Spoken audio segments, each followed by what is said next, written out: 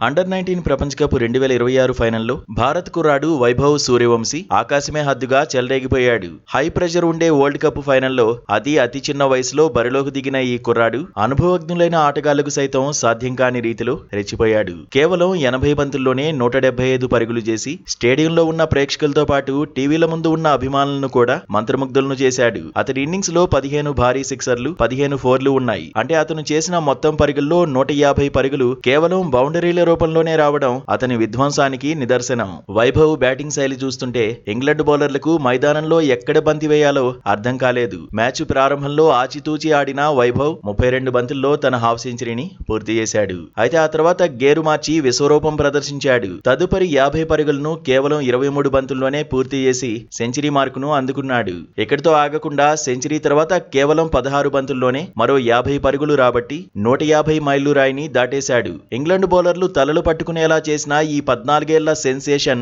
218.75 strike rate తో crease లో ఉన్నంతసేపు మైదానం నలుమూలలా బంతిని బాదాడు.